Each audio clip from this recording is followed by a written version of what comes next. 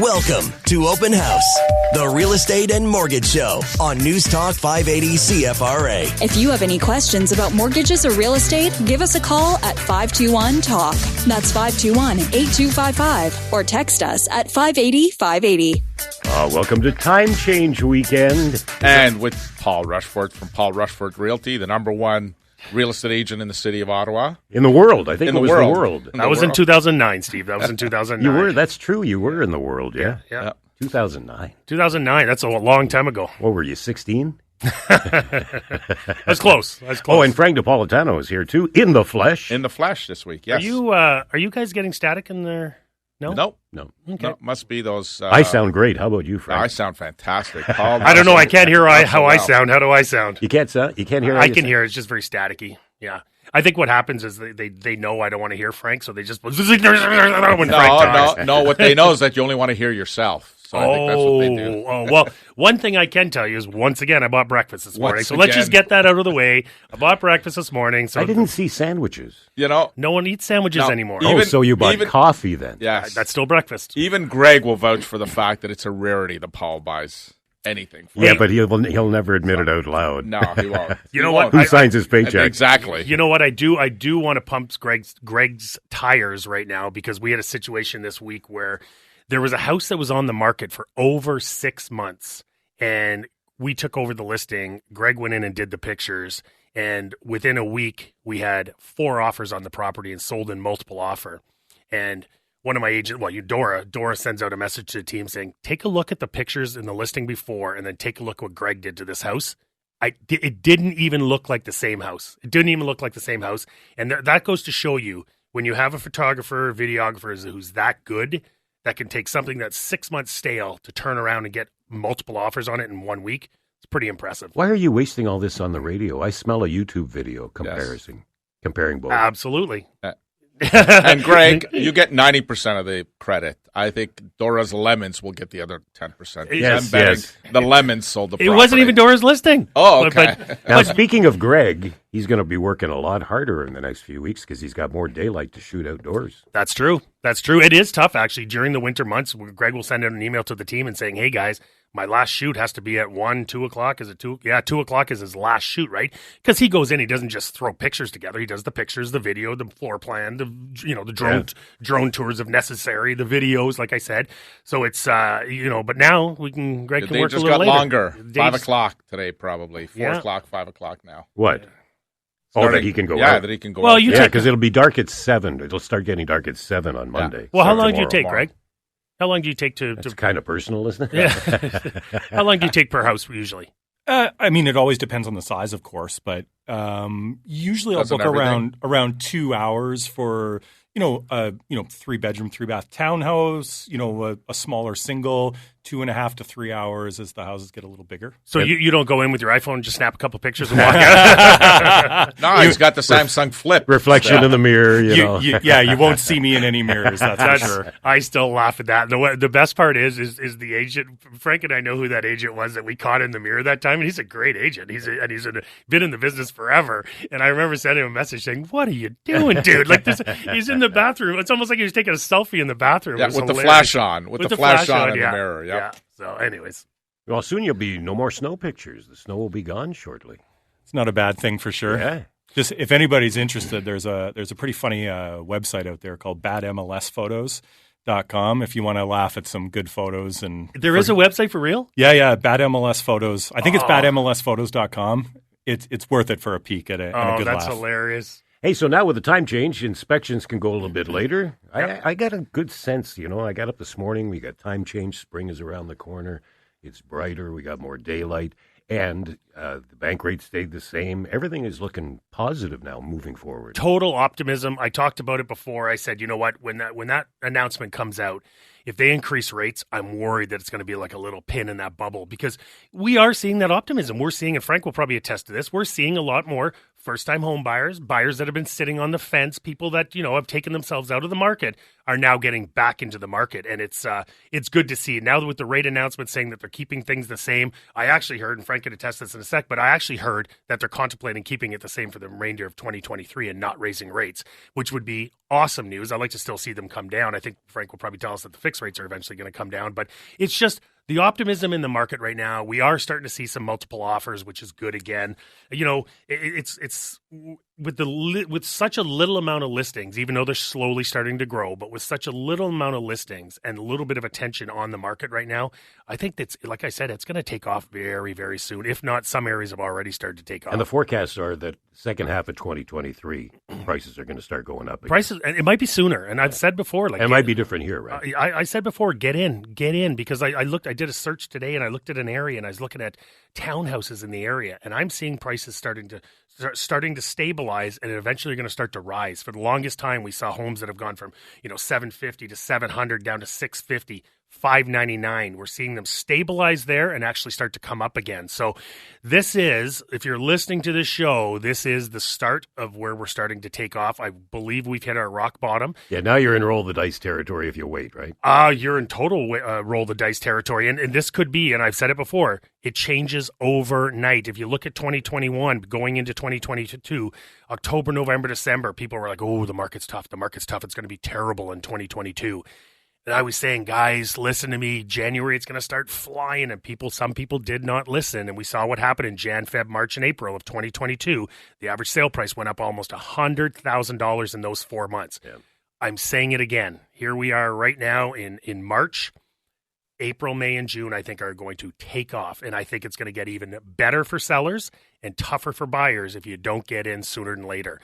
I've been saying this on the radio show now for probably the last 6 or 7 weeks. And I get a call. I just put somebody in one of my townhomes as a renter, and I get a call from him saying, "Listen, I've been listening to your radio show. Is there any chance I can get out of this lease and get into the market?" And I'm like, "What am I going to say, right? I want this guy to, to take advantage of what's about to happen." So I said, "I'll let you out of your lease as long as you're buying with my team." Yeah, he knew who to call. Yeah, as long as you're buying with my team, I'll let you out of your lease. And I let him out of the lease. He actually found something for a great price that I said to him. I said, "Guess what? 2 or 3 months, we're going to have a conversation, and that house that you just bought for $575, I believe, is going to be $625. That's how the market is going to shift. So I'm glad you're out. Now I'm looking for a tenant. Anyone want a townhouse in Orleans? Let me guess, you're going to make money on this, aren't you? Well, your rent is going to go up. No, because I have some townhomes where my rent is so low I can't get them to leave because it's so low. Yeah, but now on this one, they're fresh in there, so they were in there for a good $1, and I'll probably get a little bit more, but it's the ones that I have at rock bottom that I need them to leave so I could jack up the price. Are the forecasts that fixed rates are going to come down in the second half of this year still, Frank? Absolutely. We've already seen. So again, it's going to be interesting to see how the markets react on Monday morning, because after hours yesterday, we saw that one of the biggest financial failures since 2008 happened in the U.S., where one of the lenders, one of the banks, Silicon Valley Bank, got their doors shut, and U.S. took it over. The U.S. government took it over, and it's going to impact some of the Canadian banks because they had some shares in this, and some of the Canadian banks, if you see lately over the last few years, have been buying some of these American banks. So some of them are in trouble. But just to show you the difference between the Canadian banking system and the U.S. one, here's a U.S. bank that's pretty well gone bankrupt, and there's going to be millions and millions of dollars lost. Who's that, Frank? Silicon Valley Bank. Okay. So I'm Shopify is one of their clients. I'm assuming it's in Silicon Valley? It is, yeah. But Shopify is one of the clients. They've got, there's a Roku, the TV thing. Yeah. Apparently, they have $467 million in deposits in this bank that's now frozen. So we're not talking peanuts. We're talking millions and millions of dollars. How does that happen when you're and then not regulated very well? Yeah. No, and then you've got Canadian banks and even Canadian non-bank lenders that I talk about that do mortgages. So First National is an example of one. First National has been in the business for 35 years. Their portfolio boasts $131 billion worth of mortgages. So just to show you, everything we've seen over the last 8 months, 9 months, the increases in interest rates, out of 300,000 residential mortgages that they carry today, fewer than 200 are 90 days in arrears. That's nothing. 200 out of 300,000. Yeah, that's nothing. 0.07 of 1%. It's crazy. And even before the interest rates started going going up, they were at 23.23, and now they're 0.07. The delinquencies have actually gone down, but it shows to the strength. And listen, as much as we took shots at the government for introducing the stress test, it actually did its job during the increases. During the last year, it's actually done its jobs. The question mark now is, okay, it's done its jobs, because when interest rates are at rock bottom, yeah, you want to have that stress test. But do you need the 2% above now that we've peaked, or we feel like we've peaked on rates? So that's an interesting discussion that's going to happen throughout the year. You're right. Why don't they just pause it and bring it back if we need it? My opinion, listen, I've given my opinion. Take a number that you're comfortable with and go with that number and make that the qualifying rate. Whether you take a variable, whether you take a 6-month, never mind the +2. Just pick a rate and set the rate, and that's what everybody qualifies for. And that protects consumers. And more importantly, it protects financial institutions, because that's what this is all about, is protecting our financial institutions. So, if they can do that, I think that's a right step in the right direction. They're adamant that they're not going to look at first-time home buyers getting into 30-year amortizations, but that might change depending on how the housing market does. But, the economists that I was with last weekend, to a person, they all indicated the fact that they do believe that Bank of Canada will actually probably start to drop their prime rate in the last quarter of this year. Good news. And more significant drops in 2024. But again, a lot of things are lagging. All these numbers are lagging. The jobs reports came out. I mean, the Bank of Canada paused, which was great, expected. The job reports came out yesterday. 22,000, eh? Yeah, much less than the 150 but still, they were expecting 10 and it went to 22. So a little bit of a concern there. And some economists think the Bank of Canada might resume hiking again. But I think the inflation numbers come out this week, and then the next Bank of Canada announcement, there's another jobs report that'll come out before it. So by then, the thinking is that the job report will retract a little bit. The inflation number will come down, and by the time they do the next Bank of Canada announcement, those numbers have adjusted so that they'll continue to pause. Can I ask a stupid question? No such thing. If it's a stupid question, don't answer it. Won't be the first one. one. Yeah, won't be your first stupid question, Steve, so go ahead. If the Bank of Canada controls the prime rate, why don't they control the posted rate? Well, they should. Why don't they? You mean the qualifying rate? No, I mean the posted rate. What do you mean the posted rate? The posted rate that's inflated by banks. You mean the rate that the banks charge prime? Yeah. Well, that's their take. The banks have actually increased their take. If you remember, there were a couple of times when the prime rate changed and the banks only gave back 15 out of the 25. So, which is happening more and more. Which has happened twice.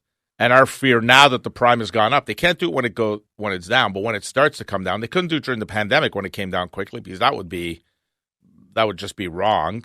But now that through natural attrition, we're going to start to see the prime go down, that's one of the fears that's out there, is that the banks, once prime rate comes down 25 points, they may only drop it at the bank by 15 so that they keep the extra 10, which they've done on 2 separate occasions already. Guys, I know we're a little bit lax on the show and we have a lot of fun and stuff like that, but I'd like you to keep to the time. I notice we're almost at 11:19 and we go out by 11:17, so let's get back on schedule. We should actually be out by 11:15. Yeah, let's get your A games back, guys, please. All right, come on. The game is such an A right now. The time doesn't matter. It doesn't matter. 521-TALK, 521-8255. We'll be right back. Welcome back with Paul Rushforth and Frank Napolitano. This is Steve. So I'm looking at these stats for Ontario where they think the bottom might fall out a little bit. Biggest decreases compared to the increases that we've had. And Ottawa, great shape, right at the bottom of the list. Yep. I'm not worried about Ottawa at all. I think we've already started to see a rebound. I saw something today that Toronto is actually starting to rebound right now. We're usually about a month behind Toronto. So if Toronto's rebounding, we're rebounding, which is really good news. I mean, I look at it this way. I had someone who I was talking to this week, and they're like, my house has gone down in value by $120,000. And I just showed him on a graph. And I said, okay, so you feel like from the peak, your house has come down $120,000. But do you understand if we didn't go through this great ramp up, your house would be worth less than that and probably by about another 150. I said, we had such a grand ramp up that, put it this way, we've gone up this huge mountain and we're at the top of this mountain and we're on our way on the other side. And we're about a quarter of the way down this mountain and we're about to go up another mountain.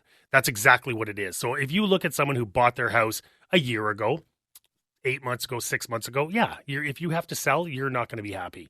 But real estate's a long-term play, and we're about to go up another mountain. So we're only a quarter of the way down this mountain. We've accumulated so much wealth, so much appreciation on our properties. Now we're going up the other side of another mountain. So, and on the other side, 8 months a year ago, what were you paying in interest rates? Even though you paid more for your property, low threes. Yeah, but there was probably two drops at that point, wasn't there? When? In about 8-10 months ago, there would have been a couple drops already in the raises in the interest rate. Started in March Yeah. of last year. The first one was only a quarter point, and then they started exactly 3/4 of a point, half a point. Yeah, so if you bought a year ago, you may have paid top dollar for your house, but at the same time, the payments are virtually the same. If you looked at what the payments were, they would probably be virtually the same. But again, the feeling was different a year ago, right? People, felt like their properties would continue to appreciate because they'd seen a year and a half of properties going up. Interest rates were still low, even though they'd gone up a little bit. They were still historically low. And just the attitude was different. And it was nice to see this week, when Bank of Canada, when they paused finally, how some people started to exhale a little bit. It's like, whew, we might be over the hump here. And we're not quite over the hump yet. But we did see, with the job report that came out yesterday, it came out in the U.S. as well. And U.S. was good, but nothing compared to the year before. So now the Americans are in a little bit different. The Americans are probably going to see, the money's on a 0.25% increase, but it could be as high as a 0.5% increase. They still got a ways to go to tame their inflation.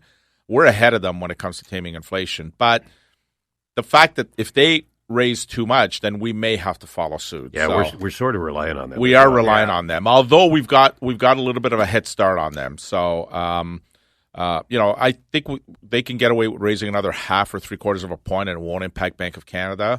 But if it goes any more than that, then I think Bank of Canada will have to resume raising. But we don't think that's going to happen. Even in the U.S., the feeling is different. It's, and I asked a couple of economists that were there last weekend, I said, do you ever question the reports? Said right away, she piped up, she goes, always. We just always question the reports because sometimes they just don't make mathematical sense. An example is, we gained 150,000 jobs, but the unemployment remained the same. This time we gained 22,000 jobs, and again, it stayed the same. But in the U.S., they gained, and I can't remember the number, 131,000 jobs or something, but their unemployment rate went up, but they gained jobs. So they question that stuff. And I also asked about food inflation. I mean, it's 10.4%, but every single person you ask doesn't think their grocery bill went from 100 to 110. They think their grocery bill went from 100 to 140. 150, 60, 70. Yeah, so that's 40%, not 10.4%. It's amazing. So that's where they question the numbers. It depends what you buy, because some things went up a lot more than others. Well, they're just focusing on 5 or 6 different foods. But again, I mean, that's not fair because most Canadians don't buy you don't have just 5 or 6 foods in your house. You have a variety of foods. So it's amazing. You mentioned that the rates started going up last March. It's amazing what a year has done to the real estate market when you think about it. Last year at this time, we were up about $100,000 compared to where we are right now. And our rates were super low. The market was churning along. If you're a buyer, you're super grumpy at this time last year. But if you're a seller, you were you were hitting that grand slam. And a year later, here we are. Rates are way up. Prices are way down. But the good news is, I always take optimism. That the good news is I feel like we're starting to go again. But where are we in relation to where prices were 2-3 years ago? We're on par. We're still ahead. We're ahead. We're well ahead. Hold on. So when I say that, our average sale price, it remained flat last week and very steady, but it's still well below 2022.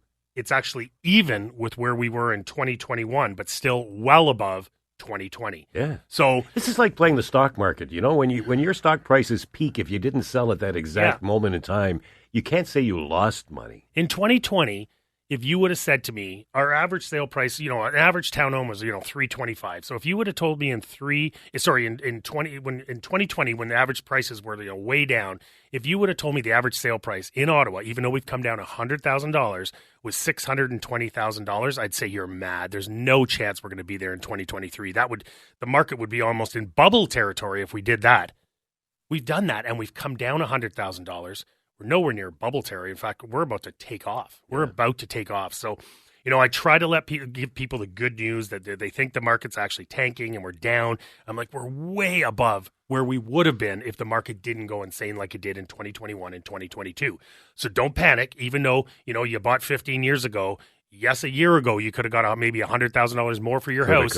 Coulda. But if the market didn't take off like it did in 2020 and 2021 and 2022, you would have nowhere near the appreciation you have right now. So just thank your lucky stars if you're selling now, even though you've come down, you're still way ahead of it. And I'm trying to paint this rosy picture for people to let them know that, and there's still a lot of greed out there. Sellers are like, well, you know what? 8 months ago, my neighbor got this. I'm like, you have to educate people almost every month these days, right? It's so fluid that we used to have to educate buyers all the time. The market was going so insane. Listen, Mr. Buyer, I know that sold for, $600 last week, but you got to go to $675 or you're not getting this house.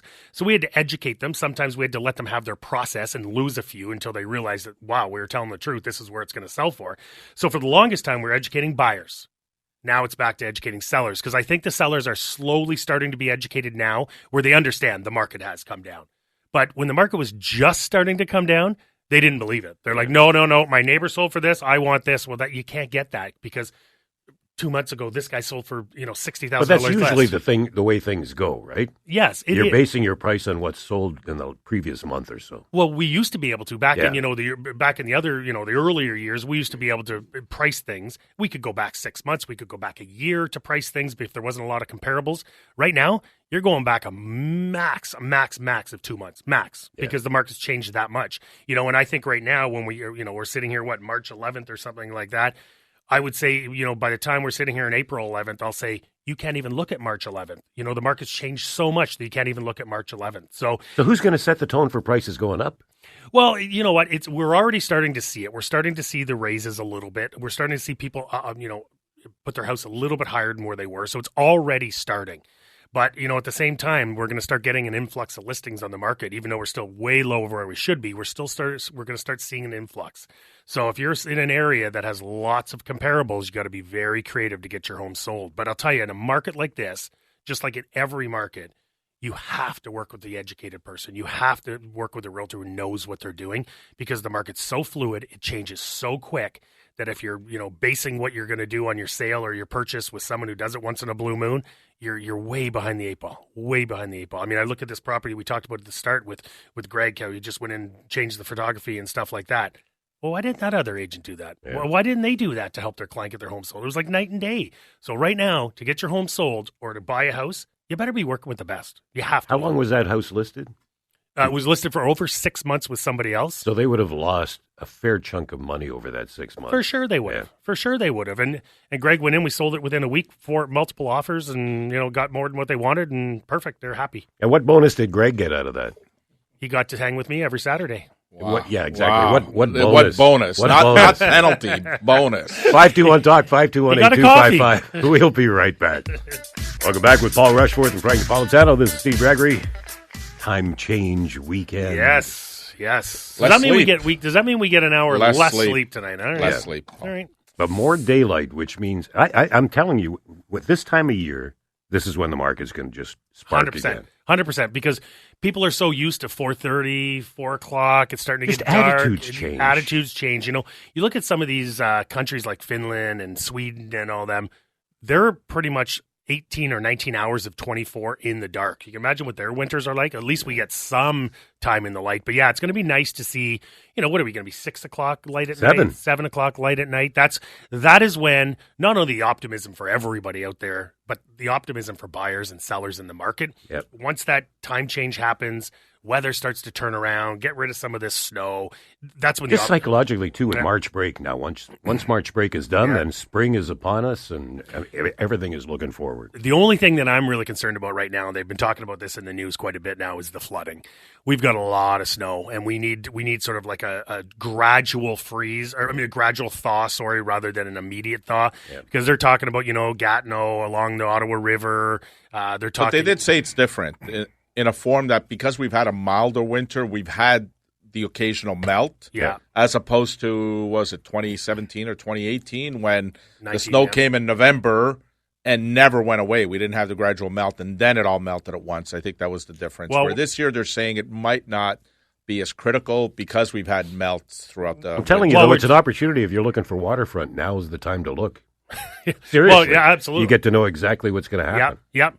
And they say it's the northern thaw, right? Like we need us to thaw and then the north to thaw. That's the only thing that can happen. If the north has hot weather and it thaws and then we have a thaw, that's when we're going to be into some trouble. But, I'm praying that we don't see any flooding because I see a lot of people. I mean, I'm up in Constance Bay with my cottage and I saw a lot of devastation up there. And there's a lot of people that can't get insurance anymore. In fact, I'd say majority of Constance Bay and other places on the water don't have flood insurance. So this is the time of year where it's going to be a little bit risky and hopefully we have a gradual thaw and we don't have the devastation. That will put a pin in the market, that's for sure. And I think that is the long-term forecast, that it's going to be a gradual turn into spring. Let's going to hope. be. It feels that way. Look at the weather the next 2 weeks. I mean, we don't have the 10 or 12. We have 5, 6, 7, which will be a gradual thaw, I think. So, Frank, this is the first time you've actually seen winter. This is snow. This white stuff is snow. Jeez. Let's go to the phone and say hello to Laura. Hello, Laura. Oh, good morning. Morning. I had a question, please, about commission rates. What a person could expect to pay in commission to sell like a garden home. Okay, so actually, Greg and I did a video on this the other day. You're asking the wrong question. The question shouldn't be, what are you charging? The question is, what are you doing for what you charge? And that's the most important thing. I can't say there's a standard commission. What's the scale, though? Well, there's a scale. It could be anywhere from, 4% at the lowest to maybe 5, even 5.5%, 6% at the highest. It all depends where the property is, how saleable the property is, what you're doing. The question you want to ask a realtor when they come through the door, don't ever lead with what's your commission. Lead with what's your value proposition. What are you going to do to earn your commission? And I can tell you right now, if I can get you an extra $30,000, $40,000, $50,000 in your pocket, do you even care what I charge? No, you don't. So everyone's relatively around the same area, but a lot of people do different things. And I know with what we do, we could be charging more, but we keep it very healthy for people who are listing with us. We want you guys to make as much money as possible, but our goal is we never want to shelter or we never want to take away some of the services we offer. Whether it's Greg's services as my photographer, videographer, the marketing, the advertising, any of that stuff. We could do it cheaper and take some of that away, but you're not going to get the results you want. And the results are you hire us to get your home sold for the most amount of money. If I start taking away some of my services because you want it as cheap as possible, you're not going to get the results you want. So, but get us. I sort of feel, though, that like this agent, like, because it's a garden home, like it's a dog, and it's something that like only a first-time buyer is going to be able to buy anyway, right? Really, or would we want him to buy? Well, not necessarily. So I'm thinking that they're just going to move it and so they'll get 12 or 15 grand. You know what I mean? Because I think it's probably easy money because it's a garden home and because the people are out of market. Is there easy money these days? There's no such thing as easy money in this market. But I can tell you, just like anything, first of all, it's not easy money for this 12 or 15 grand because if they're earning their keep, they're going to get you more than what you expect for that property. And first of all, you're in a product that's really good for first time home buyers. First-time home buyers are out of the market right now because of the interest rates. They're slowly starting to come in. So your audience has shrunk a little bit. So it's going to be even harder to get that sold. Now you're looking at maybe investors for your property. Well, guess what?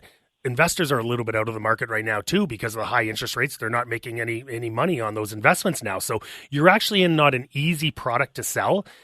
You need to make sure. But if they're charging you whatever they're charging you, instead of saying, what are you charging me? Say, what are you doing to earn that money? And they better know their metrics. They better know how close they get to asking price. They better know their average sale price. They better know what they're going to do. What's their marketing plan? If they don't have a marketing plan, you got the wrong agent. You want to make sure that someone has a great marketing plan. They know what they're doing. And a good agent will get you way more money in your pocket than what they charge. So don't worry about what they charge. Just worry about what they're going to do to get you top dollar. And it never hurts to interview 2 or 3 agents. If you think that your agent's not doing enough for what they're charging, get someone else in and find someone who's going to have enough value to demand that commission rate. So you're looking for value rather than commission. Yeah, and Greg was telling us before the show, Greg and I were talking about the fact that there was a property that got, 50 offers, but it was listed under. So we're starting to read more and more that the real estate market's rebounding. We're seeing some of the craziness we saw 18 months ago. But again, make sure you pay attention. I mean, if a house, the market price is $599 and some agents listing it at $569, whoop-de-doo that they got you $10,000 over list. At the end of the day, you lost money on it because it should have been listed at $599. So, well, and vice versa too, Frank. Like we study the market really, really well. One of my agents this weekend went in and he did his absolute homework. He went through the home price index, so exactly what's happening in over time in that market. I think he nailed this price to a T. He went in, he told the truth, what he thought it was worth. Someone else came in and bought the listing. They told him it was worth $300,000 more. The guy's like, "Oh, I'm going to list with you. You can get me $300,000 more." Talk is cheap. Well, guess what? They haven't had one showing in the last 3 weeks because they went with the one. Okay. They went with the one who told them what they wanted to hear. You want to list with someone who is going to tell you what you need to know to get top dollar for your home, not what you want to hear. And right now, I mean, agents are hungry. They want business. Make sure that they can justify the price they're telling you. If they say your house is worth $400,000, make sure they can justify it. If the comparables show 370, 360, they're trying to buy your listing at $400,000. Don't let them do that. Make sure that you do a forensic, I could say, observation of what they are saying that the price is worth, because that's very, very important. Well, yeah, because like they want to list a property for $369, and then I'm looking at MLS, and I see similar properties for $429 and for $399. And there's where your quick hit comes in. Well, and it sounds like you need to interview other agents. To be honest with you, first of all, I don't want to know your agent's name, but it sounds like you need to interview other agents, and that's never a bad thing, because you want to know not what people charge, not what they say the asking price is going to be. What do you do to get top dollar for me? And that's what you have to ask. And they better have a bulletproof plan of what they're going to do to get top dollar. And if they don't, you're listing with the wrong person. Okay, thank you. Hey, Laura, do you get a sense Paul's answered this question once or twice before? Yeah, maybe just once. Yeah. Well, like I said, Greg and I did a video this week because that's the first thing. Like, people will call in and they'll say, "What do you charge?" I'm like, "Well, you're asking the wrong question. What we charge is what we're going to get in your pocket is what you should be asking. What are you going to do to get me top dollar? Not what you're charging." And time again, we've shown that we could charge a little bit more, get you more money than the person who's charging a little bit less. It's what you do. It's a value proposition, just like every business. Like Frank wouldn't be in business like he is right now and have such a successful company if he didn't show value. And you could have a lousy host here too. You could, but you show value, Steve. You show. I think over the years, he's become really, really educated on real estate, and he asks the right questions. Really, it's incredible. I mean, he could be either a mortgage agent or a real estate agent. I don't think we'd hire him. He's too old. Ageism. Yeah. I am only joking, Steve. Well, you kept Greg on. He's older now. Oh, he's older than me, but he's not old. Thanks, Laura. Good luck with your sale.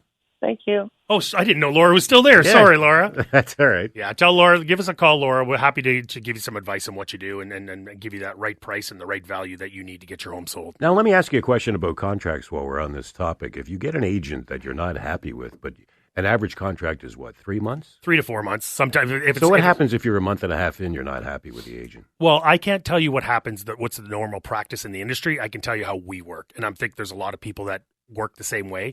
When I go in, I'm going to list your property. I promise you I'm going to do this, this, this, and this.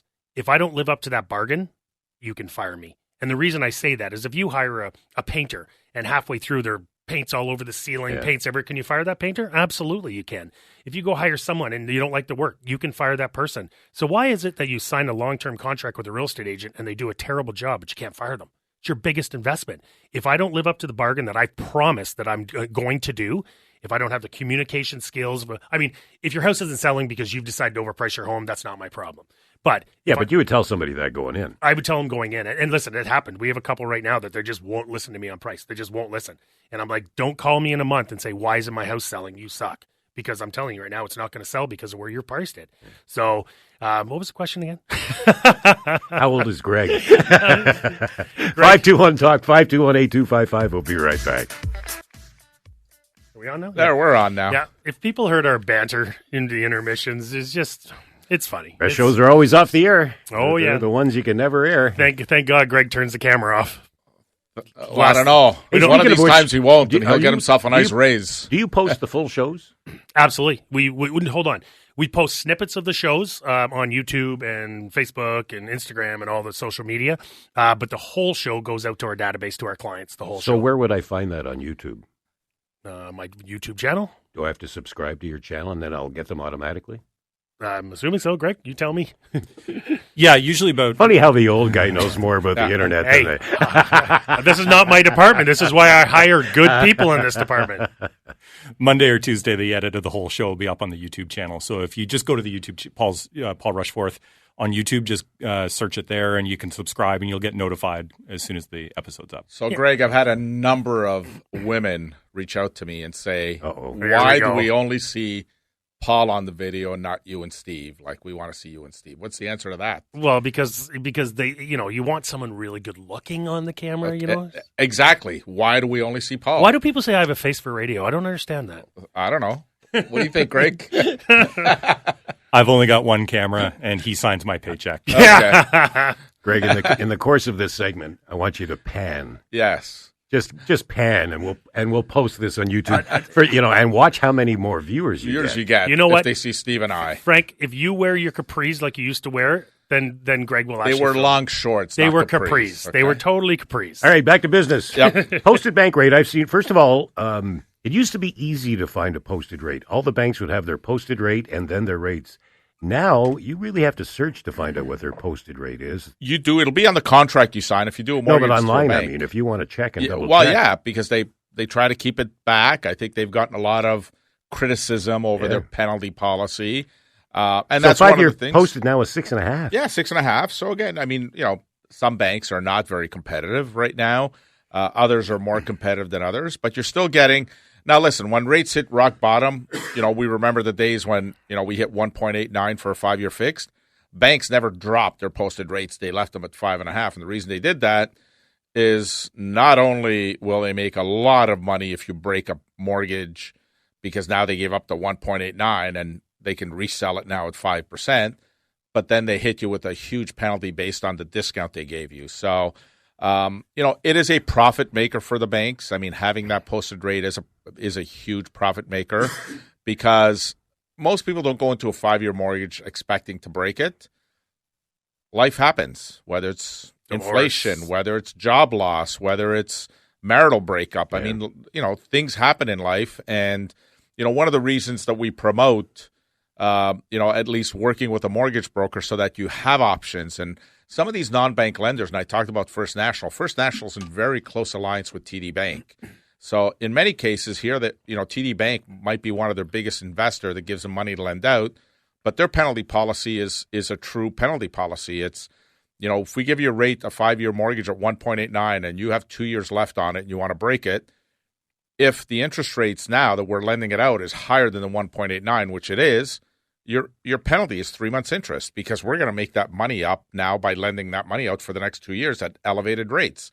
So 3 months interest is enough. Where if you do it with the bank, they use the discount and you end up paying interest rate differential, which is absurd because now they're going to lend out the money at much more. So, well, it leads me to my next question, because if you take a variable mortgage now and mortgage rates are coming down, we assume over the next year, 2 years, if you don't and you lock into a 5-year today and you need to get out of it in 3 years when rates are lower, it's going to be expensive. How big is that penalty going to be? Huge, massive. Like you think about it, not only is it going to be the difference between the rate then, if it's come down 2 percentage points, let's say. So let's say not only is it the 2% you're going to pay the interest rate differential on, but then on top of that, a big 5 bank is going to add the discount they gave you as well. So it could be like a 3.5-4% difference. And if you've got 2 years left on a $500,000 mortgage and you're paying 4%, your penalty is $40,000 to get out of it. As opposed to if you're with a non-bank lender where the penalty could be the interest rate differential, but they don't have that extra bonus that they gave you. And if the interest rate is 2, now all of a sudden that becomes $20,000. So it's half the cost of doing it with a big bank. So big difference. On a variable side, it's always 3 months interest no matter who you're with. In many cases, there's some institutions that have fine print writing. Again, ride the fine print writing. One of our listeners, Mike Carchetto, who always sends me articles all week, sent me one about this lender that's got this special 6-month rate, and look how great it is. But if you read the fine print, you are committed to that lender for 5 years, and at the end of 6 months, you got to take a long-term mortgage with them. So again, you got to read all the fine print on a mortgage. So let me get this right. They're offering a low variable, but very low. It's an introductory rate. It's no different than we see in so many other products these days. TV products, internet products, they give you that introductory, and then they forget to tell you. And then all of a sudden you pay more in the long run. So speaking of that, I was on my phone while Frank was talking. I got that introductory rate from Rogers. It's now going to be $636 more or something like that. Like, thanks, Rogers. Yeah. So, but Mike does send us some good articles, during the week. Yeah, he does. Very good. Like he's, and some of them, they're paper, right? So I click it and it's like, wait a second, I got to subscribe. So I guess Mike's got the subscriptions for all of them. But, so he Mike, does. if you could scan those and just send them to Frank. Exactly. Or just give us your password, Mike. That'll be fine. Exactly. And also your PIN number and your bank card would be awesome too. Thanks. Hey, Frank, did you notice what's happened in this segment? Uh-oh, what? Greg never decided to pan the camera. Wow. Too No, afraid. he didn't. Too afraid. He didn't. Well, because the show was already up here, why bring it down here? No. You would double, triple your subscribers, especially if you get Steve. You know what you were saying about agents' commission? Yeah. You have to be willing to move it beyond, Paul. If you want to go beyond where you are right now. Hey, the reason I hired Greg is because he does what you tell him to do. Well, that too. Well, hold on. I've hired Jocelyn and Angie. They don't listen to a word I say. So, Jocelyn's going to see this too, isn't she? Yeah, damn. But no, the reason I hired Greg is because this is not my forte. I hire people to do things that I don't do well. And then Greg, the reason he's not coming over there and panning on you guys, because he knows how to do his job right. That's right. But he knows Paul, it's in his best interest to make you look as good as possible. Which is really hard. CFRA's got a huge listenership of 65 and over, so I think they'd love to see Steve. Yes. But what would I do with all those texts that I would get, Yes. All those pictures that people would send me. Yes. Birthdays, Frank? I got a few, actually. Alexia and Jason Case, who was on our show a couple of months ago, celebrating their birthdays. Alessandra, Alfio and Carla's daughter, who happened to be born 20 minutes before my beautiful daughter, Katrina, who celebrates her 30. Wow, I can't believe I got a 32-year-old, but my beautiful daughter, Katrina, celebrates her 32nd birthday. And my good friend from Navarra Homes, Mike Waldo Forrest Gump DePaulo, celebrating his birthday. So it was actually good seeing Stefano in the box the other day. Yeah, it was awesome. Sweet. Yeah. I haven't seen Stefano in years, so it's good. He's hard to believe he's 28 years old now, eh? Yep. Crazy. 28. I have a couple. Obviously, Greg wasn't here last week. We did wish him happy birthday, but Greg on the 3rd turned 49. He's getting closer, so happy birthday, Greg. I gave him the day off, of course. Are you single, Greg? This has become a dating show anyway. He is single. And he bought you a coffee today for your birthday. Big spender. And also Bridget on my team. It was her birthday on the 9th. So happy birthday, Bridget. And I'm excited because I've been a bachelor for a week and my girlfriend comes home tonight. Yay! Yeah, but you're going to lose an hour. Yeah, true. I got to clean up the house, too. Don't forget to change your clocks and pray that we don't have a power outage tomorrow because you get to do it all over again. Yeah, exactly. And support local businesses and charities, Absolutely. everyone.